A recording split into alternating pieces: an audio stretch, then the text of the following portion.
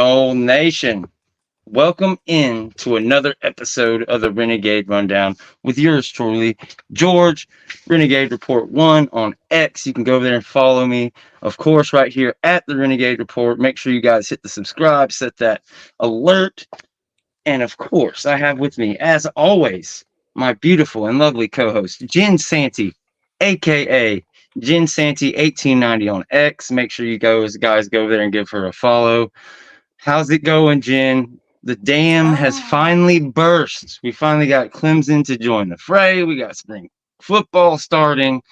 We got a piece of discovery that kind of got added on Florida State side, a particular email that was kind of whispered out. Now that's public knowledge. Are you excited to talk about it tonight or what? Who little old me? I would never be excited. I wasn't sure if I should wear black today, but I decided it's such a joyous day. No, we're going to wear our Florida State gear and we're going to rep it. We're not wearing black. We're wearing celebration stuff, right? Because if Florida State leaving wasn't the death nail in this clown show of a conference, guess what is? Clemson. You cannot lose your two cash cows, darlings. I don't care which way you want to spin it. Wake Forest, Boston College, I'm looking at you. It's just not going to happen.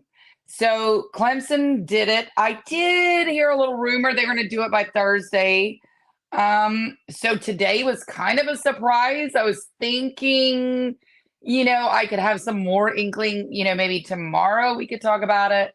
But it is what it is. And they did it today. And I think this bodes so good for what's going to happen on Friday.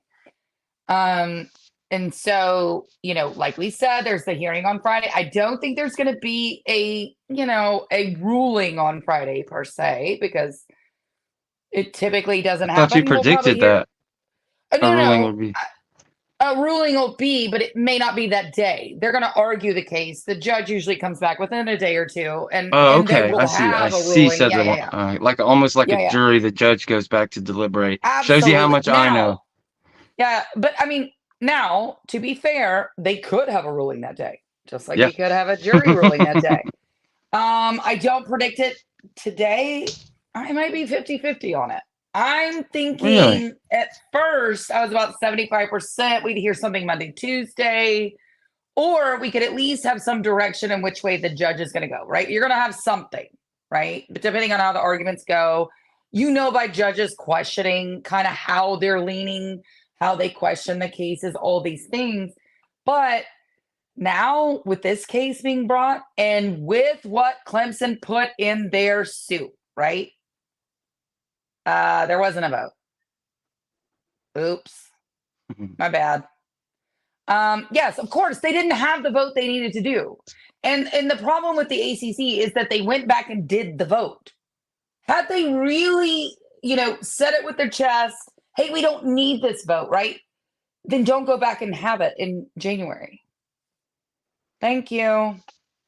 Absolutely. Yeah, that's the exact angle I had. See, I'm the opposite. I'm way more likely on getting a stay Friday. I thought it was kind of far-fetched hoping for it. I thought you guys were, being a little too positive, especially with it being in North Carolina. But with this coming out, with Clemson filing suit on Tuesday, I really believe that the ACC, the judge, kind of hearing this case is going to look over and say, okay, now Clemson's filed suit. So bam, you're going to have another.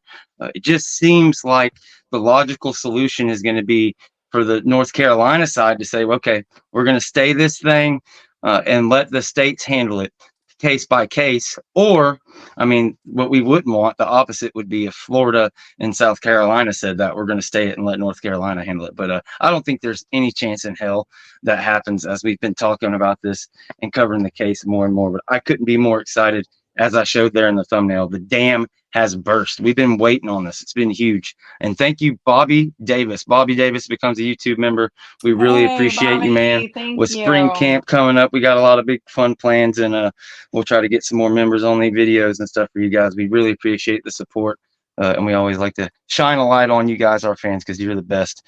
And another thing, you mentioned that revelation about the date and about the meeting. Well, in that, the ACC flubbed up and said that over 3/4 of the members voted for it. So now we've kind of found out who didn't vote for it and who voted against it on having that meeting. We know Miami was part of that. So it just keeps getting more and more interesting when you find out who might be your allies in this whole thing. But we welcome my good friend Chris Frazier from Spearatics to the show. He was probably on the phone with somebody very important. Who knows? He may have some new breaking news that we didn't even know about until now. What's going on, Chris? Well, there's always breaking news. It's just when do you get to talk about it? And I know people take that as a cliche, but it's dead honesty. Like when I was trying to tell people yesterday, there was this particular university of journalists that were helping us. I was talking about Clemson. I didn't just come out and say, "Hey, it's Clemson," because you're giving whom, if they pay attention to the show, which I have found out that they do, based off of. I've been told that I'm dragging their name through the mud. They've asked me to stop, but they're a public institution, so they can F off. Anyways, so I didn't want to, give anybody a heads up if they were paying attention, and I would assume that they were, because here's another thumbnail of me talking about Florida State and the ACC. So of course they're going to pay attention. But that's whom I was talking about. A lot of people asked me, and I told a lot of people. So it is what it is. There is a third school, and I was told that this was fine because I don't think they know who it is. And if they do, oh well. But there's a third school that's getting ready to drop a lawsuit against the ACC as well. There might be a fourth and fifth that tag along at some point, but confirmation has came from that one university that they will also be coming at the ACC for the grant of rights and other particular situations. So don't know if that's tomorrow. I would pay attention to tomorrow, but I don't know that for sure. But no, appreciate you having me on. And yes, the conversation was up and down. I could only imagine. As far as Clemson finally coming out, I mean, me and Jennifer was just talking about it. We had talked about it in previous shows. She had mentioned it might be like Thursday, the day before ours. With it coming out with this much time, to me, it's like perfect on Tuesday as far as having a chance for this judge in North Carolina to possibly stay or even dismiss. I'm not that far with it, but a possible stay right there and saying, hey, look, these suits are going to come in. We're going to hand it to the states. What do you think? Do you think it's been that big of a positive step moving forward, or just more about getting more people to jump on to get to that 8 number? So what I will say is that there were schools that did not agree with going after the ACC when Florida State started talking about it. Mm-hmm. They wanted to do digging more privately. They didn't want anybody getting a heads up on what they were doing and what they were looking for. But then Florida State put out, all the amendments and everything since the lawsuit was first dropped by the ACC, which all of the members, even the ones that don't want out, took that in a way like, wait a minute, how are you going to drop a suit before you know they're going to? So it kind of offended, based off the metrics of why you dropped a lawsuit against Florida State before they even said anything. So then other schools started paying attention to what Florida State was dropping in amendments and so on. So there weren't 8 schools that were ready to leave the ACC or even question the grant of rights. But once Florida State started dropping the information, and they started hearing other information from Clemson, and they started hearing other information from North Carolina, and they started hearing other information from just universities in particular, more and more have started to jump on board. So if there ends up being 8 and truly 8, then it dissolves anyway, and all of these lawsuits will turn into damages. So then the ACC would still be getting sued. It would just be on the metrics of, you owe us this for this reason, and you either settle with us and we get paid and leave, or we take this, farther into court. So it's going to get really ugly for the ACC. I think Friday is going to be not what they anticipate at all. And it's Key based day. off of what information is going to be dropped. So you get the public on your side, it usually helps. I mean, I don't want to say that O.J. Simpson got the public side, but it worked. Yeah, he had a hell of a PR campaign. I mean, they did a good job. And as far as like a trial being public, that was the greatest show that ever got put on for pressure. But when it comes to Clemson's lawsuit, their main thing, they're stipulating the grant of rights and the ability for the ACC to say, okay, once y'all leave, we still have all your tier 1, 2, and 3 rights. You go to the Big Ten, that checks to us. So in that, they're basically asking the ACC, okay, well, the Florida State said it in that other lawsuit, and you said, nope, you can't say this stuff. You're releasing trade secrets. Okay, you're going to call it trade secrets. Well, all right. Well, if you're saying you have the control over us and all these things with what we leave, all right, we want to see it on paper, what you supposedly have. And basically, if Clemson wins that thing, ACC is going to have to sign away those rights. And write down on paper that, if Clemson or when it leaves and gets out, they don't own it. You can't, I forget the law precedent, but there's a precedent back there. I believe another school had won a case back in the day on a similar statute, but it's just huge. And I couldn't be happier that Clemson joined the fray. But one part of that is the exit fee. How much is it going to cost? We've talked a lot about it, and the $120 to $140 million kind of like, that's the penalty fee from the ACC before you even get to the grant of rights and the tier 1 through 3 media stuff and like that. Chris has been saying 0, maybe even 30 million at most to get out. He's been saying it for a while. I've been more skeptical. I was more in the 120 to 150. And I think we even started getting up a little higher when we saw the ranges. But I'm curious, both of y'all's opinion, how much Clemson attacking this and the particular mode of which they attacked it. And we'll read some of the highlights of it here in a minute. But kind of the specificity of their lawsuit makes me start to agree more with Chris. I think it gets small. Go ahead, Chris. Go ahead, Jim. Oh, I was going to say, I think now that Clemson has joined, I do think Florida State's going to get out with, obviously less than this grant of rights money is. But I'm thinking it's about 110, 120 million. I think they're going to end up paying the exit fee. I think they're going to agree to the exit fee. I think they want to get out sooner rather than later. And I think if that's what they can get out with, then they will. And I think with Clemson joining this lawsuit, that almost ensures that it's going to be the exit fee. Now, whether they can dwindle this down a little bit, that's up to interpretation. But I would say right now, the max is that exit fee. So if it, in my eyes, if it stays Florida State Clemson, and that's where it sits, I think that Florida State and Clemson will get out somewhere around $25 to $30 million. The reason that I say that is because if you go and look at the SEC's grant of rights, or you look at the Big Ten's grant of rights, as far as an exit fee, the Big Ten has a 0 exit fee. Mm-hmm. You don't pay anything. If you're in the SEC for 2 years or whatever it is, it's like $45 million or something like that, and it goes on. Both of those conferences bring so much more to the table for its members than what the ACC does. Any judge that's going to look at this and go, your numbers are inflated to a criminal almost movement. Like, you can't just name a price. It's not fair. These schools don't make that type of money, or whatever the argument is, will be dwindled down by law. I think they're going to make it fair for both sides. The reason that I have it that Florida State's going to get out with 0 is due to the fact that I don't believe it stops with Florida State and Clemson. I believe that you're going to have a multitude of others add to this, and ultimately it's going to dissolve the conference as of what it is. So there is no fees.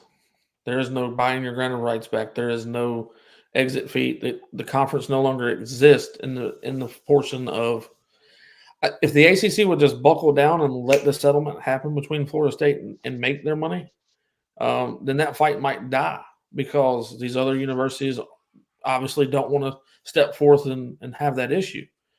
But if they keep pushing it, not letting Florida State go and now letting Florida State and Clemson go, you're going to get to the point where everybody feels strong together. And when everybody feels strong together, they easily move, in one direction.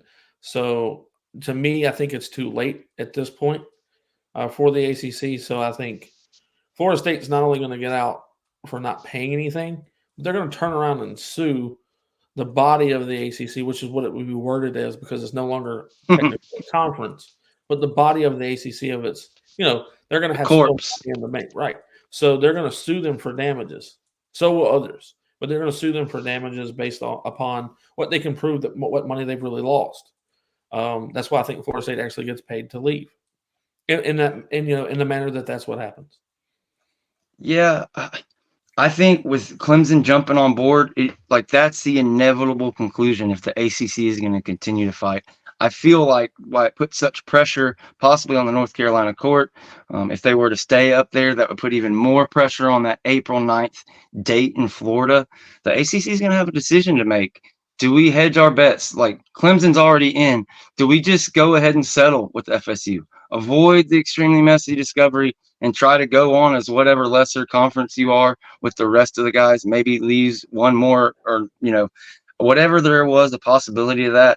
We have a good chance of seeing it between, here and April 9th. So it's going to be really interesting to talk about. If a third school comes out tomorrow, hey, it could. In this $4.99 super chat from my guy, Carrie, guy or gal, I can't tell the obvi there, but it says, wonder why the ACC didn't beat Clemson to the courthouse. It's a great question.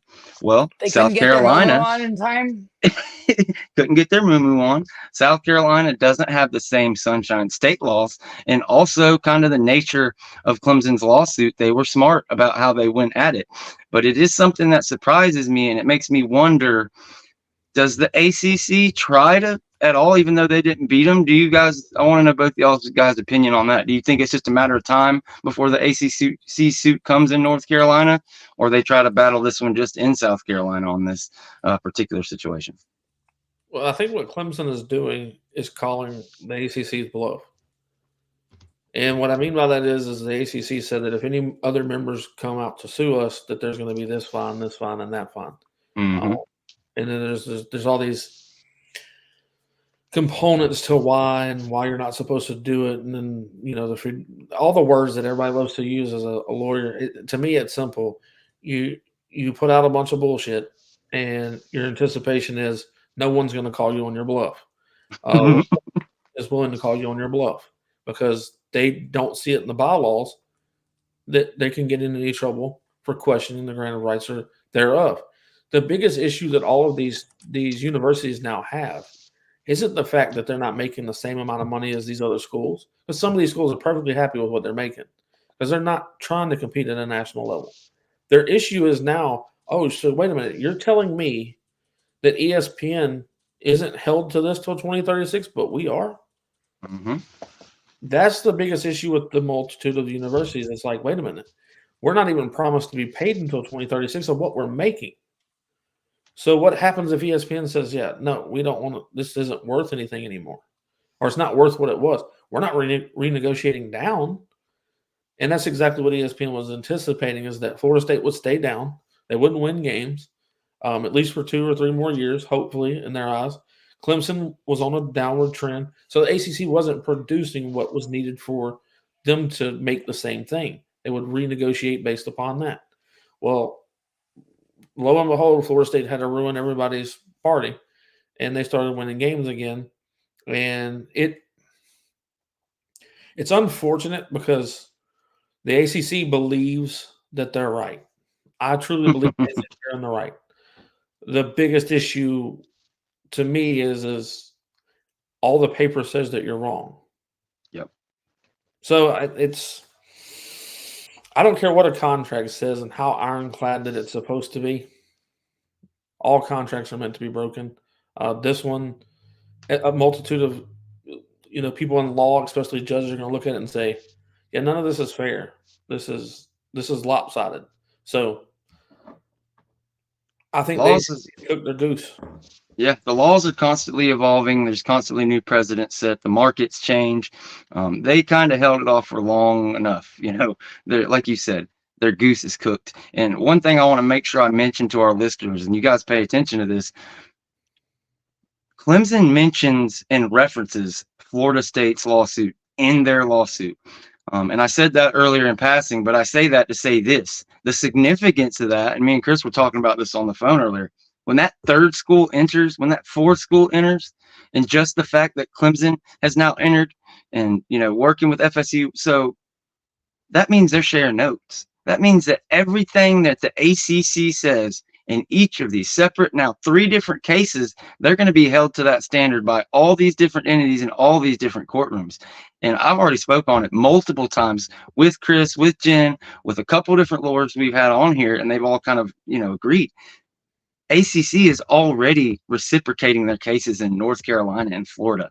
Basically, in Florida, they're arguing against their case in North Carolina with the same exact, ferocity that they are. So if you are to believe them in either state, their case is worthless in the other one. And when you start adding in teams from the outside, when Clemson's able to kind of read between the lines and know exactly where to prod, imagine where, let's just say philosophically, hypothetically, a North Carolina comes in.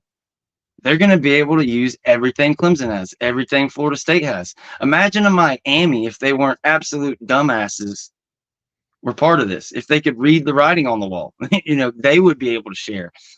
It's pretty amazing. But just curious on your thoughts there, how much that affects moving forward. Just because I was really wondering if this was going to be able to happen. And Clemson, clearly referenced our case multiple times throughout their filing. Clemson joining doesn't necessarily, in my eyes, hurt Florida State anyway. No.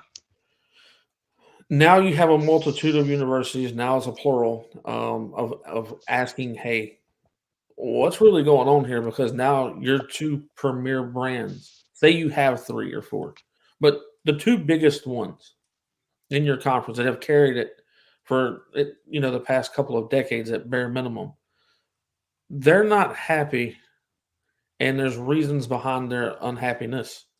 It's because contracts are looked at as a marriage when it comes to court. That's how a lot of people deal with these things. That's why it's a family court that it's in. That's why there's a judge that deals with divorces almost every. Go look at South Carolina, at Clemson's. It's a family court judge. It's not this crazy big contract law judge or nothing like that. No, it's someone that deals with unhappiness, basically. Who owes who alimony? Who's getting the kids? Where's the child support going?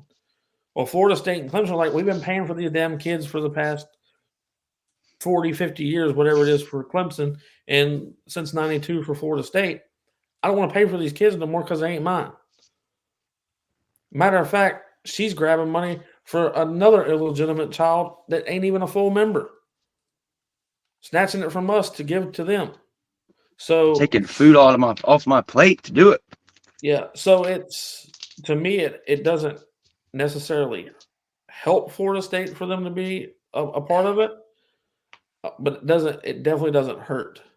I will say that Clemson has done more to help Florida State before they announced that they were filing a lawsuit against the ACC, because there was a lot of journalism and there was a lot of people that were digging for information. And Do you mean journalism? Actual journalism? I was doing the quote. Yeah, it's hard. I do think there's 3 in particular. 2 of them are young ladies, and one of them is a young man. Those 3 did a really good job. There was a multitude of that were digging for it, but those 3 in particular definitely found the most dirt, and they went the right avenues to find it. They didn't do dirty shit. So I'll give it to 3 of them, but the other 12, there was some BS that was given. It was just hypotheticals, and they didn't do a good job.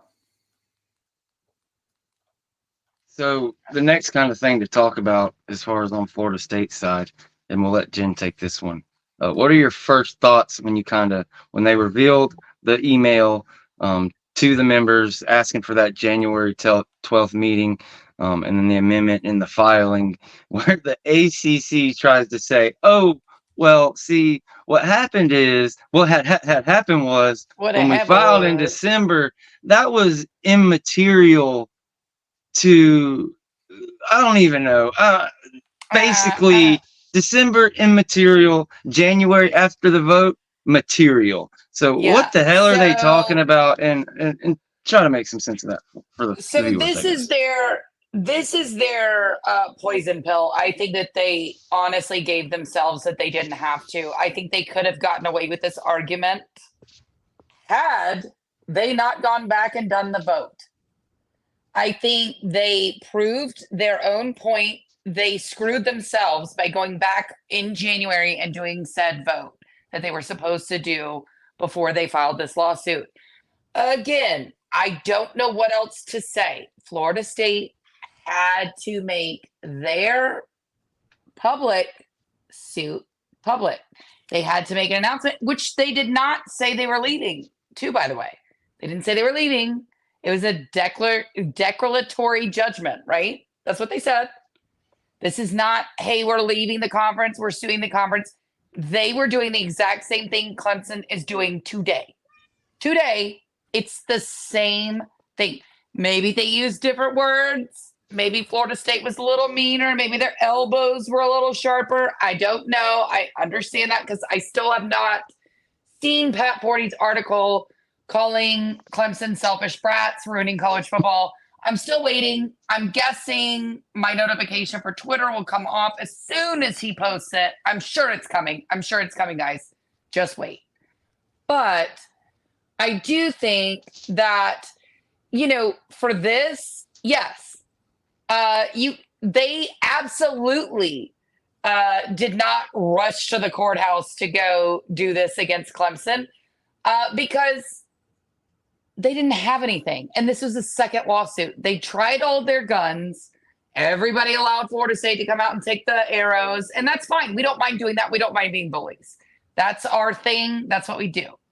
But yeah, it's interesting. So, Chris, you go. You tell me what you think. What I will say is that I believe that, and this is hypothetical, no matter what proof I have, Florida State was the right hand, and they were showing you everything that they wanted you to see. And you were so focused on the right hand that Clemson was the left hand, and they reached around, and then now you're dealing with two instead of one. The reason that the ACC didn't file a lawsuit before Clemson is because Florida State had the ACC's full attention on them. What amendment are they dropping? We're getting ready for our court date against them. Why do you think Clemson waited until it was a couple of days before the hearing with Florida State in North Carolina? The reason that this stuff is planned between a multitude of people, not just Clemson, not just Florida State, because there's a third one. They don't know when it's coming. They don't know where it's coming from. But when it slaps the piss out of them.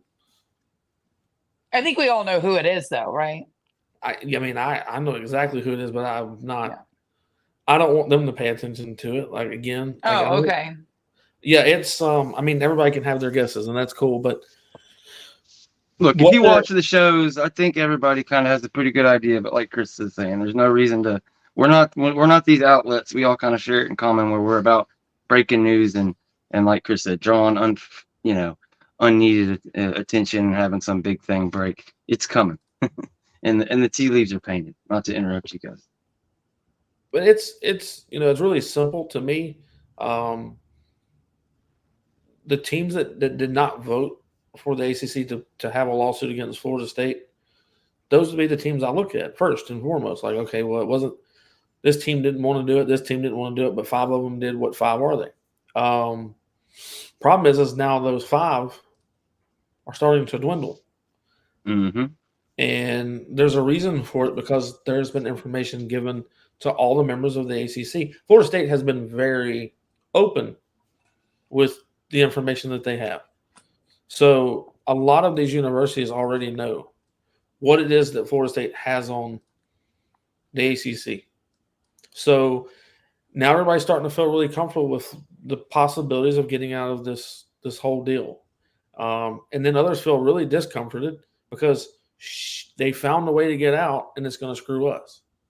So do you join the bandwagon and say, yeah, the hell with the ACC, they screwed us, and now get pity maybe, or, maybe someone will want you, or maybe the Big 12 will ask you to come along or whatever. Maybe you end up in some bullshit conference. I don't know, because Florida State doesn't have to deal with no one wanting us. And I think people keep losing that in translation, and I don't know why. If anyone believes that Florida State has not had behind-the-scene conversations with whichever conferences, you have lost your mind. Like, we know where we're going. We know who's what. We know why. So yeah, I mean, I absolutely agree with that. I can't take the people who are going, are they going to go to the Big 12? Do you really think Florida State is coming out and doing all this so they can go to the Big 12? I can't with this. I really can't. Was Oklahoma and Texas going to the ACC? Was that a real option? Come on, guys. Like, I also can't deal with the people saying, well, Florida State's messing up college football. No. Let's go back. I can take you back to what, 14 years ago? A&M, Missouri, nobody had any issue with this. It wasn't the death of college football for this. It's only the death if the sorry suck-ass ACC gets exploded. Really? Who gives a fuck? Nobody cares about the ACC. Honestly, nobody cares. Nobody cares. The only people that care are the drunk old white people sitting on their front porch still drinking mint juleps, which, by the way, I don't understand that drink. It's not my thing. I don't sit there and drink it. This is for old people.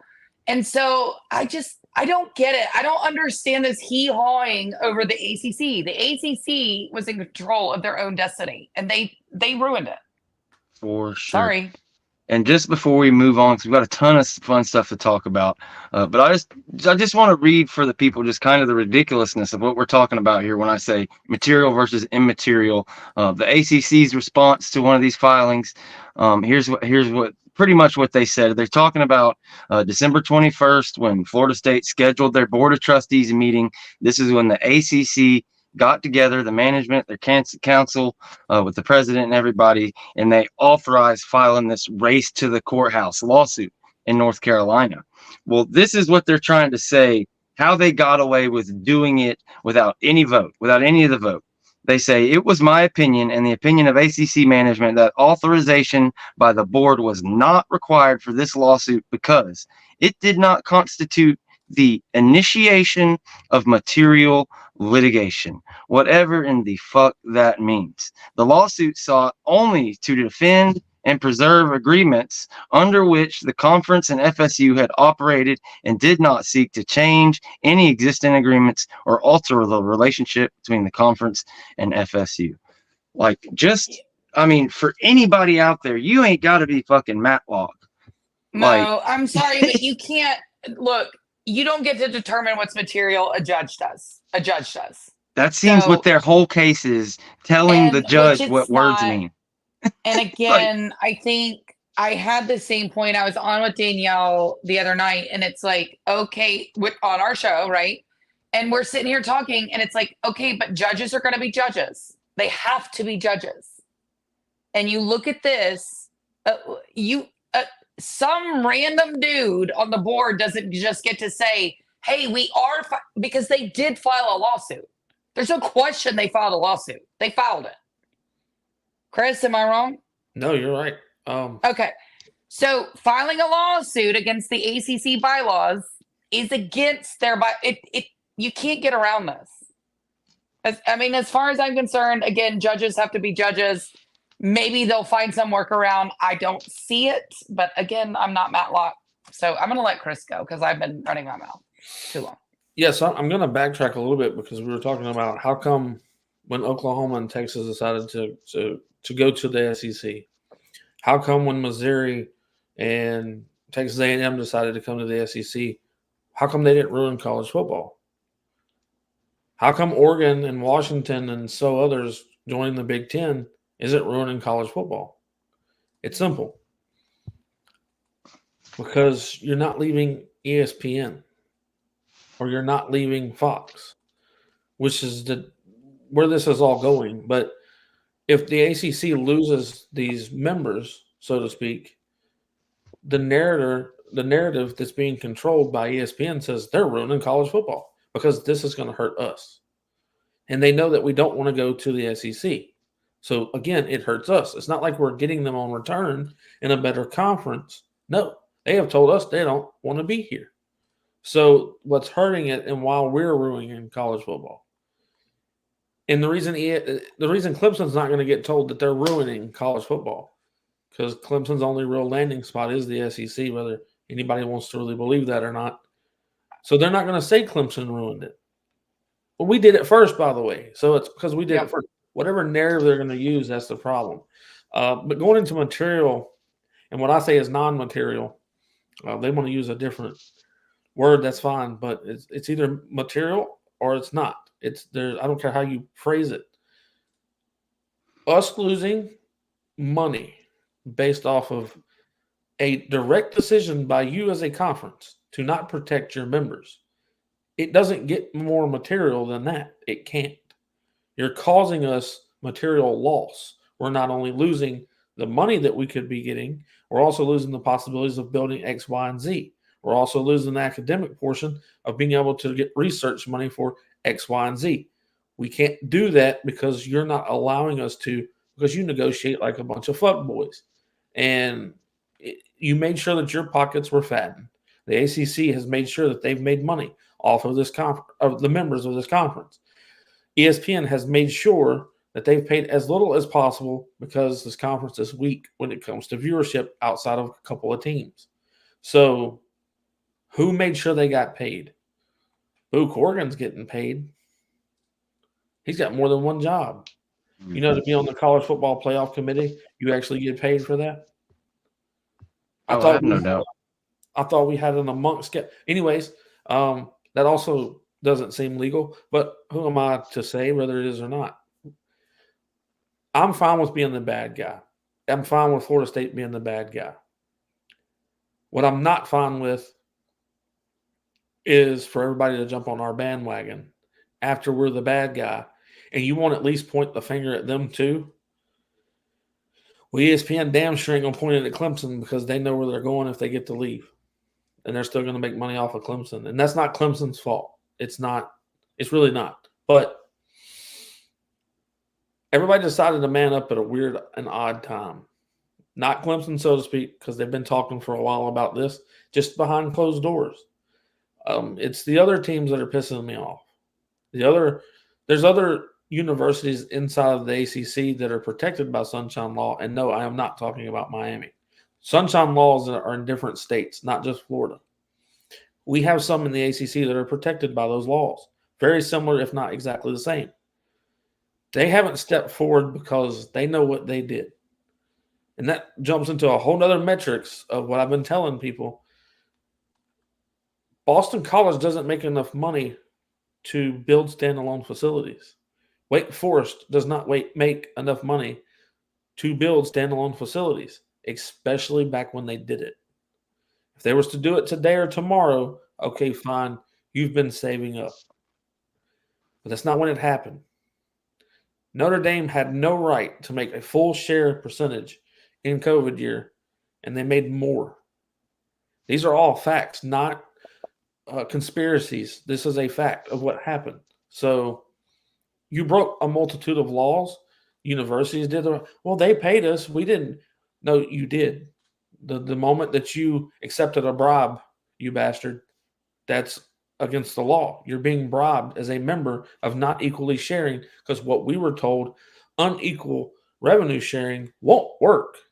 You mean it won't work because you've already been doing it.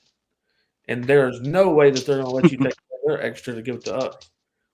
Okay. But that's all I got on that one.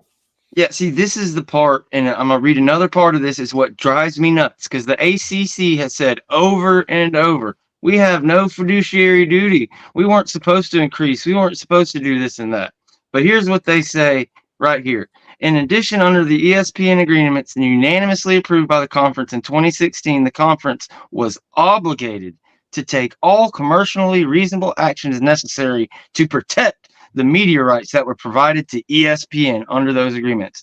This contractual obligation and pre-existing authorization in combination with the limited nature of the lawsuit to be filed led me to conclude, along with ACC management, that the lawsuit did not require the approval of an absolute 2/3 of the voting of the members of the conference.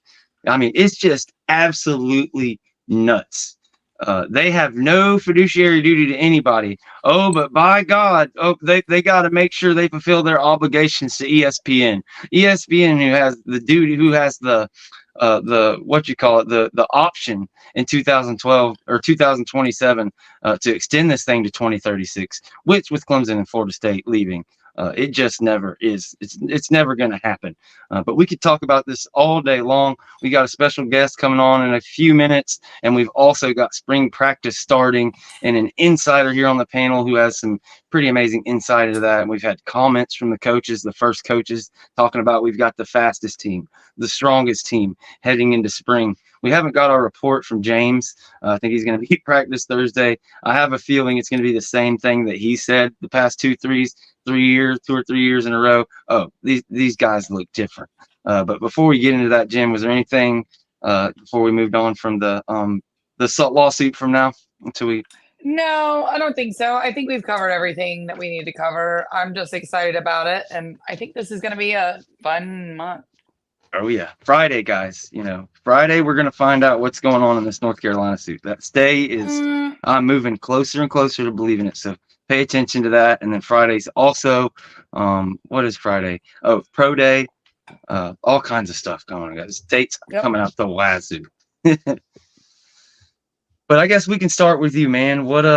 What stood out to you? I guess we can. What do you want to start with? Talking about the players, or the kind of the introductory press conference with all the coaches?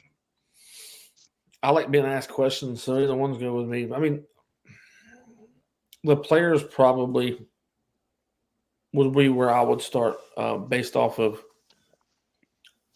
just it makes more sense, I think, and then go to what the coaches said thereafter. But there's a multitude of guys that stood out that I don't think a whole lot of people were going to anticipate standing out, including the coaches. Now, tour of duty shows you a little bit of what you want to see out of these guys, but Camden Fryer is probably the most, dude, to me, is the most well-ready freshman that we have. I don't know if people have paid attention to how thick he is, to how strong he is, but most importantly, how fast he is. And his hand strength is absolutely beyond what any freshman should have. I'm not saying that he's better than every freshman that has ever lived. What I'm saying is he should not be where he is right now without putting in a shit ton of extra work. So my guy has been since the beginning of tour of duty. My guy has been Camden Fryer. But there's a multitude of gentlemen that are standing out. So if someone would like to go, because I can go on a complete rant about everybody. I try for sure. But I mean, I have two. Well, I have one. I'm going to go with my one. And I'm going to let George take my other one because I'm pretty sure he's going to pick my other one. We know my one is Ricky Knight. I'm obsessed with Ricky Knight. I don't know why. I just am. I'm not sure if did he early enroll? Yeah, he's not on campus yet. He'll get here this summer, right? Ricky Knight. I thought he did early enroll. Personally, I have nothing. I haven't heard anything on him to this point. Well, then fine. I'm going to take mine other one away. I'm going to say Malik Benson. There you go. Yeah, that's probably who Jen meant for me because I'm really pumped with everything I've seen from him. You got one? Well, I think that's what we want. We want to know what you think about Benson. I'm fired up. I think I think he could end up between Portier, Hakeem Williams. We can do that. Let's talk about our outside receivers between Hakeem Williams, Portier, and Benson.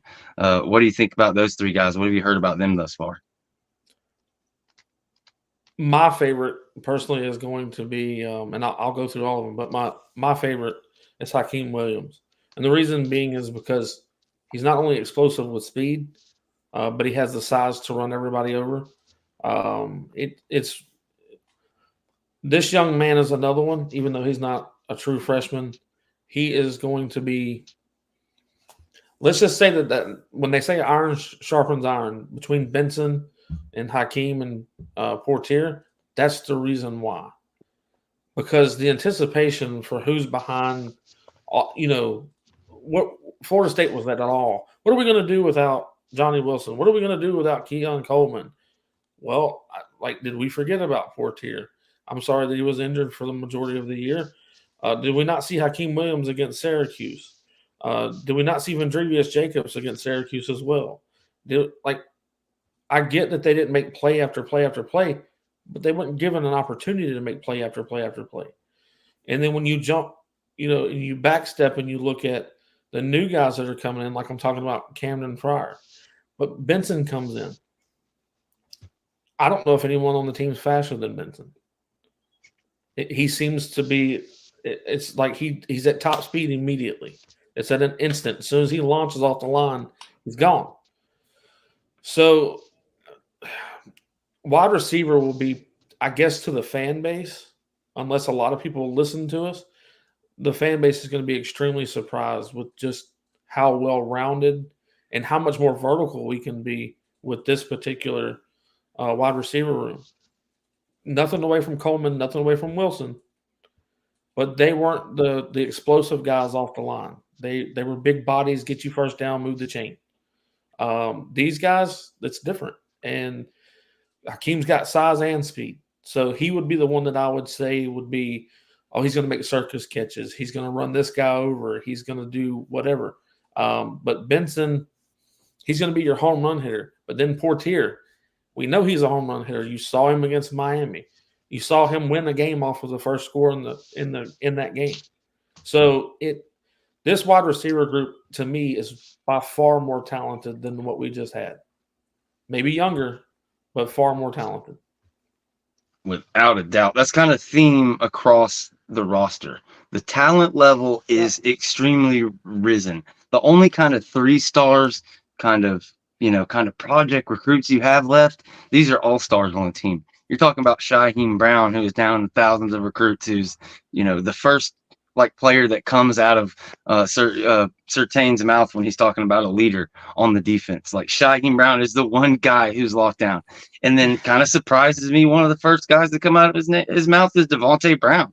That surprised me a little bit. I didn't think he would fit in that well. I thought Conrad Hussey would be the second name, but that was the first young name he mentioned. But I know everybody sees our guy right there below me, Tiny Hat CEO, Tiny Hat Gang, joins the show right here at the 8 o'clock Eastern mark. As we get into spring football, we're going to talk about it a little bit here for another 5-10 minutes, and then we will open the lines up like we do at the hour mark.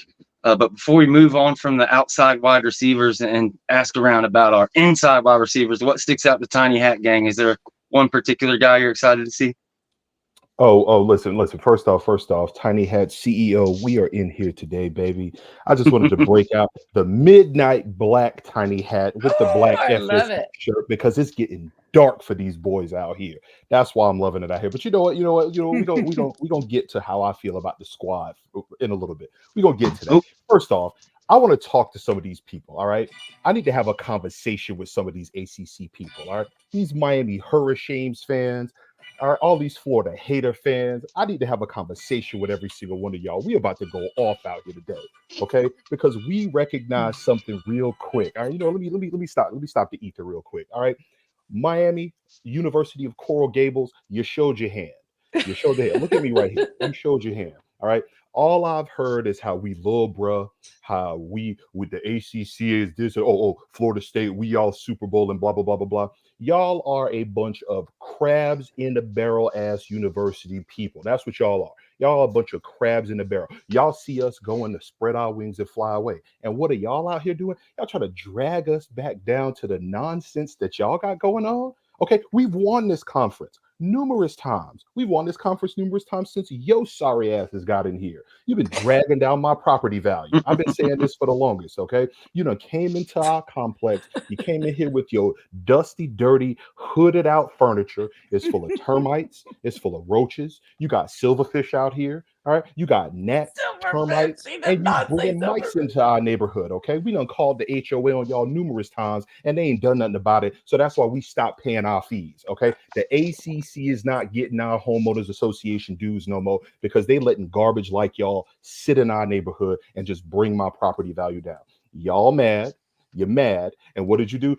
We'll vote. We'll vote to have a meeting to see whether or not we should sue them. Nah. Step outside. Let's do it on the field. Oh, wait a minute. You tried that, and you got your ass bust, and we gonna keep busting your ass while we in the Big Ten collecting this bread, while y'all still stuck over here, or in the Big 12, or in Conference USA where you belong. That's where you belong. You are a third-rate program at this point. All right, y'all trying to hold us back.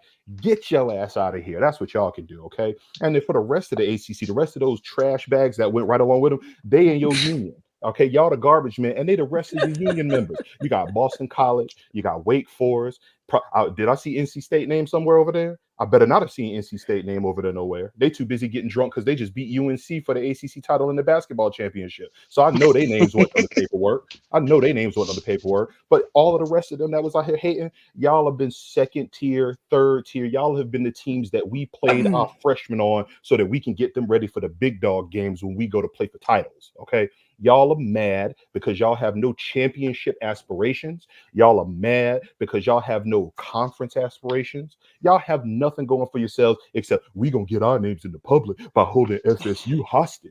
That's what we gonna do. Well, you know what? We ain't got time for it. When you try to hold us hostage, we like the Black Widow. We just letting y'all sit here and watch us, and we gonna break out of them raggedy ass handcuffs that you got. We gonna kick ourselves out of the chair. We gonna answer the phone when the Big Ten call, and we out the door. Okay, that's what I wanted to say out here. Let me just get that rant over with. Either way, for the rest of y'all, how y'all doing? How's everything going, George? Preach it. I love it. Right. I love every minute of it. That's what I'm saying. I'm tired of all of them, okay? They can go kick rocks is what they can all go do. It's amazing the bottom feeders that come out, isn't it? It's amazing. I These couldn't believe it. Syracuse fans, these Stanford fans, these Wake Forest fans, it's wild. Right. They ain't got nothing else to do. You know what they are? If this was a fish tank, they that little black fish that swim around and suck the algae off of our fish tank. That's what they are.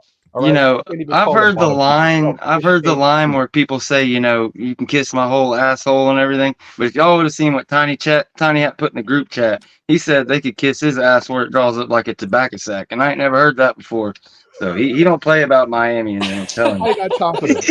Okay, first off, we need to make sure that we get this right. We are going to stop calling them Miami. They are not in Miami. They are the University of Coral Gables Hurricanes. That's what they are.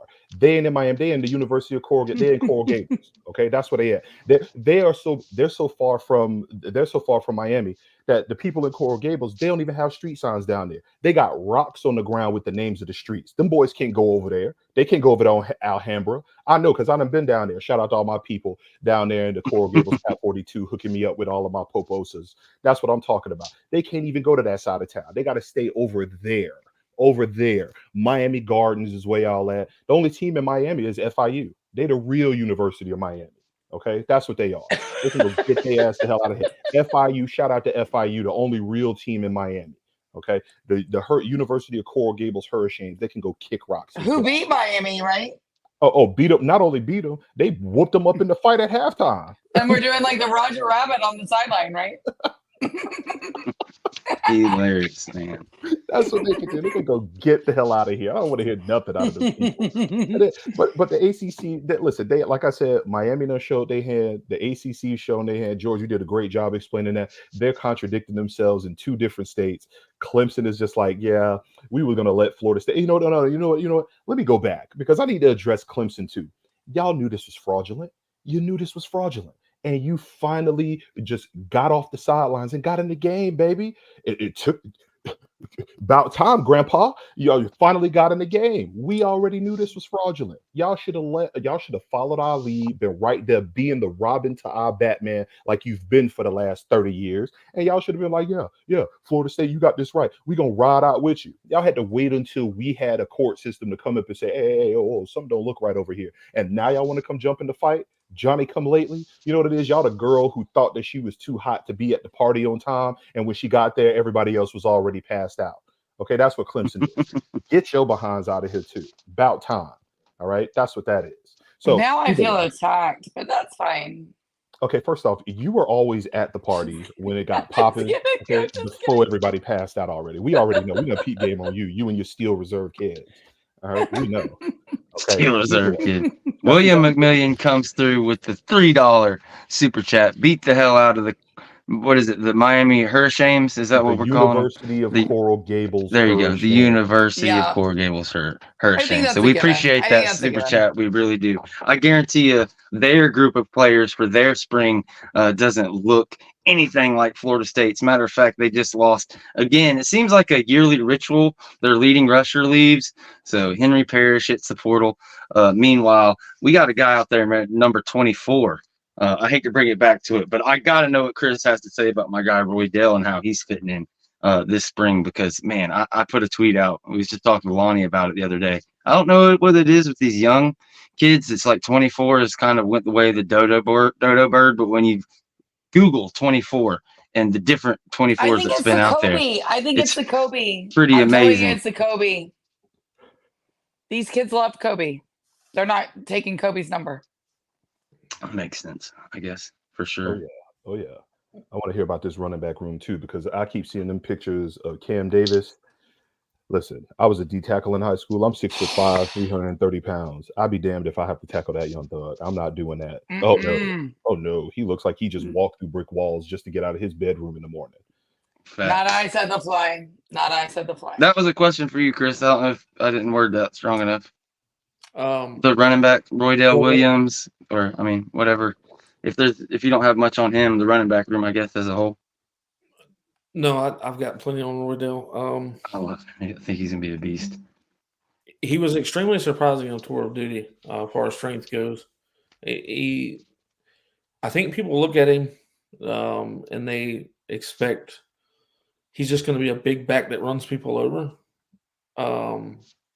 No, he's actually quite scary with his agility, and his jump steps is amazing. His vision's probably his biggest advocate of what he's got. So when you have size, agility, and speed, it's like he's got all the tools that are needed. And don't want people to take this the wrong way, because comparing people becomes subjective. People are like, oh, don't do that. Mm-hmm. But he reminds me, by the method that he runs with, is Adrian Peterson. That's what I see. Wow, that's a good one. That. Yes. Yes. I was thinking Ray Lewis for him, but I do like, or Ray Rice. Ray Rice for him. Okay. But I do like the Adrian Peterson comparison. I kind of agree with that more. I'm not saying that he's going to be Adrian Peterson. What I'm saying is his abilities, what he makes of those is up to him, but his abilities to get in between tackles, also to bounce outside. He's one of those guys that bounce off of tackles, and that therefore they need to bounce to the outside or then duck underneath. That he bends very well for his size. His agility, his jump steps, really nice. Now, Cam Davis isn't as old as him. But to me, Cam Davis is even better. Yes. Huge, man. Love it. A lot of people want to compare Cam to Greg Jones. I was thinking James Wilder. He runs a lot lower than – so the only issue with Wilder is that Wilder ran straight up, and it caused him to tackle easily.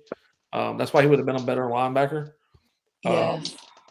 But I mean, Cam's cuts are way better for sure. But it's the body type. It's that body. Like, who in the world in high school is guarding James Wilder Jr. coming out of high school, or Cam Davis? I don't know. Don't put me in, coach, because it's not going to be me. God put him together is all I can say. I mean, praise Jesus. Definitely a unit. I mean, you're talking about a kid who looks like, I don't know, he looks like he could be going into the draft next year as a freshman. But that leads us to like kind of, Well, I think that would probably be the pick for the like impact freshman. It was Conrad Hussey for me last year.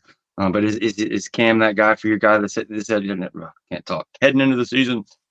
So before I answer that one, and everybody can answer that one after Chris. The most improved running back, I think, which is hard to say that a freshman's most improved when he's just now here. But the most improved, maybe one of the most improved players on the entirety of the team is Lawrence Toafili. Mm-hmm. He's taken on that I'm the guy now. So he put on like right at, I think, 12 pounds. He's 199 now. So he didn't lose any speed. He actually gained speed. Yeah, I know a lot of people don't believe he weighs 199. They didn't believe he was only 12 pounds off either. But he was. He's just longer than people, I think, anticipate. And it's all in his lower body. It's his legs that gained all that weight. But probably the most improved as far as one of the most improved players coming back.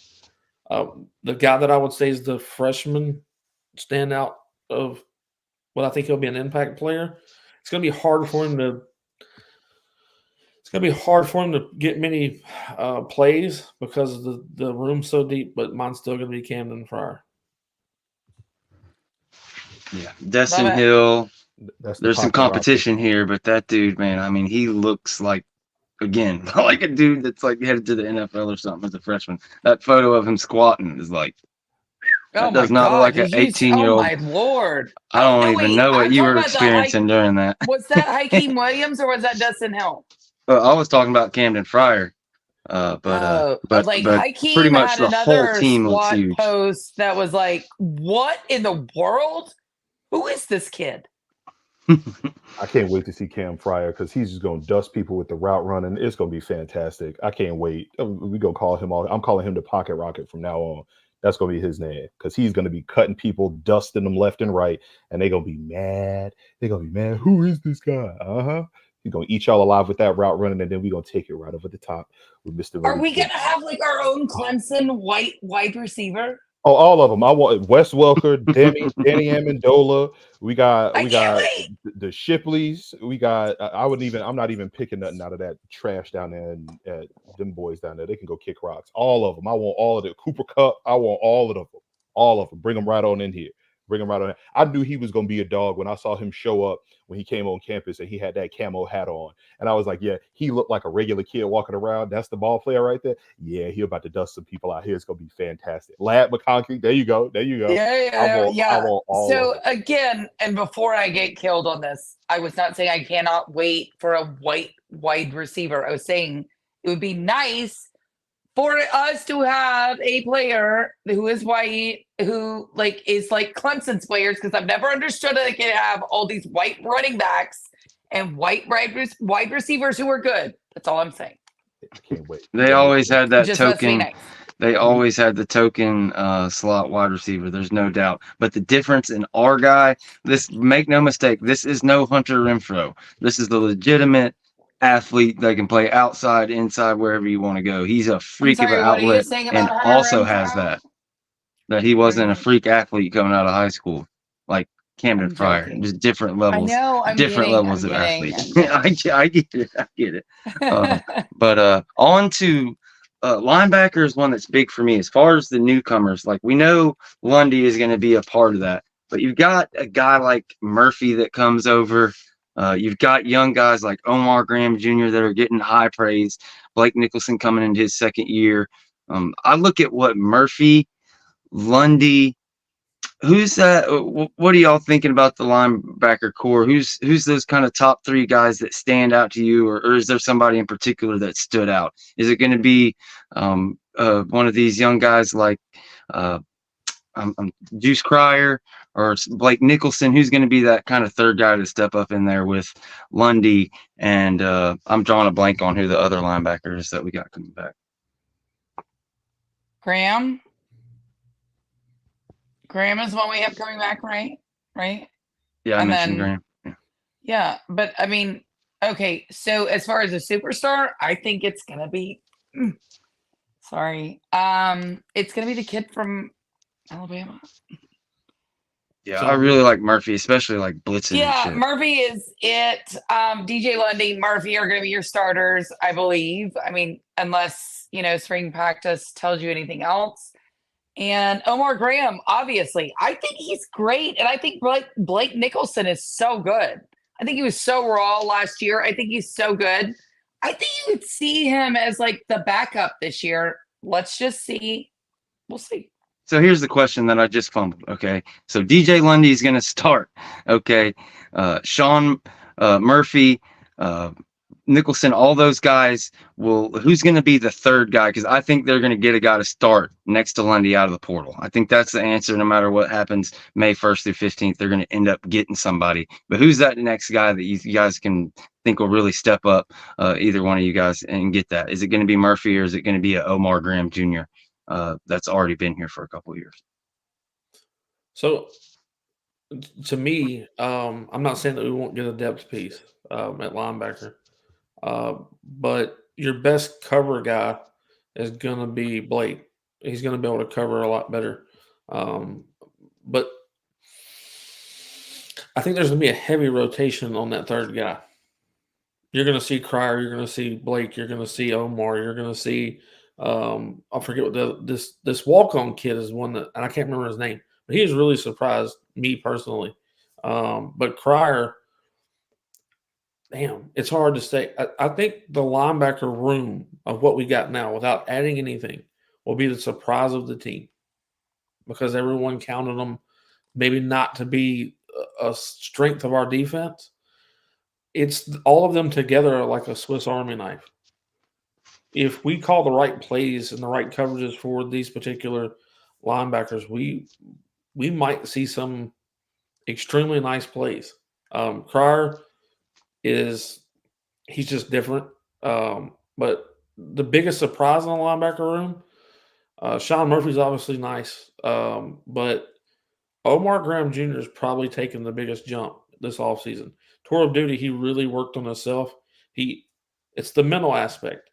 The only reason Omar and Blake looked like freshmen was because they were freshmen. Like they're like deer in headlights at times because the game was moving so fast. You don't know the playbook as well as you probably should. But Omar is probably, to me, the surprise of the linebacker room. And I think they rotate a lot on that third guy.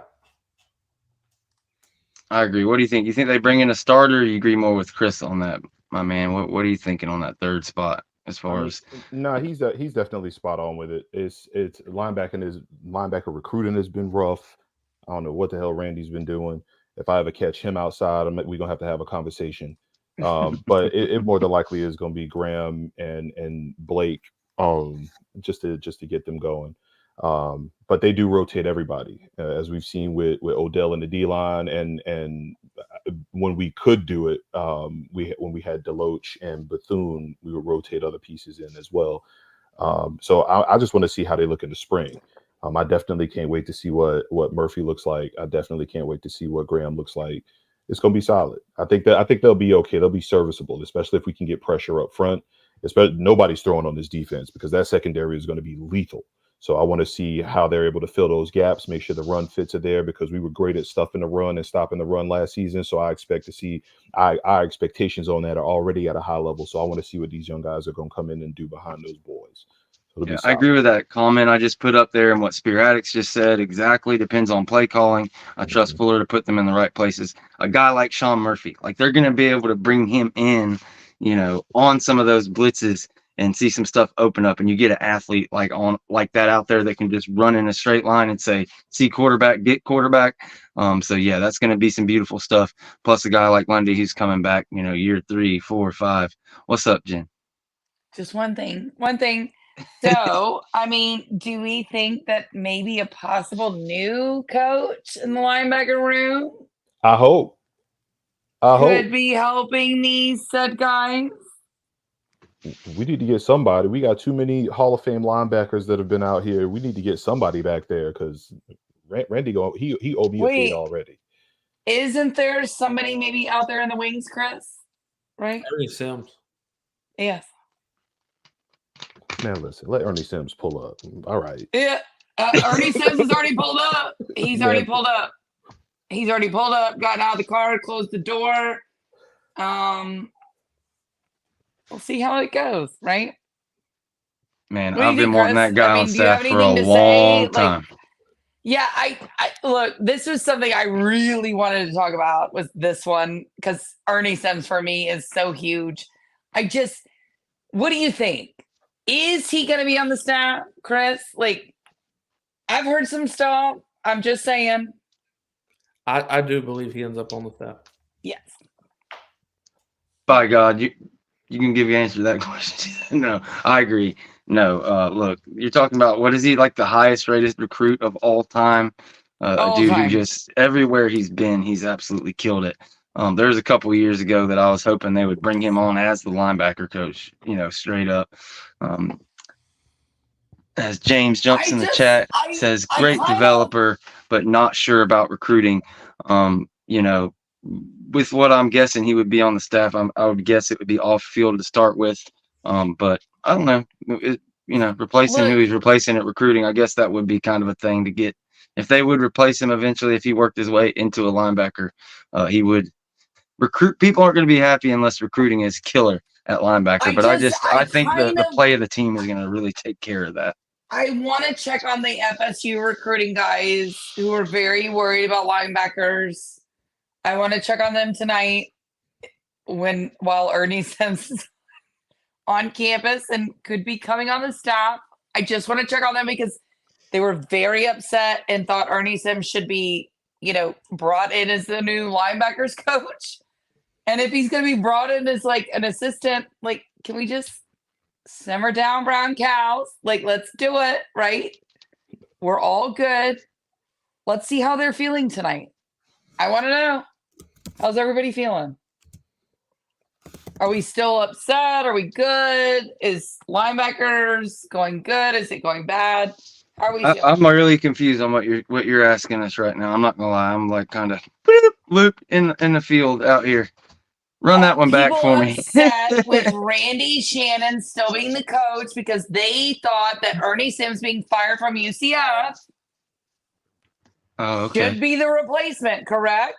Are we not good with Randy Shannon still being in his place with Ernie Sims being brought in as some sort of assistant analyst? Like, is there going to be pressure? Is there going to be pressure now that they're talking about bringing Ernie Sims in to replace him? I guess, yeah, I could see that. I've really done an about face. I was really critical about Shannon kind of early on, but over the development over the past years and kind of the net they've sprung this year, along with bringing in a young guy like Sean Murphy, and kind of it's just lucked out where some 4- and 5-star guys have ended up being the right size and everything for Randy to get.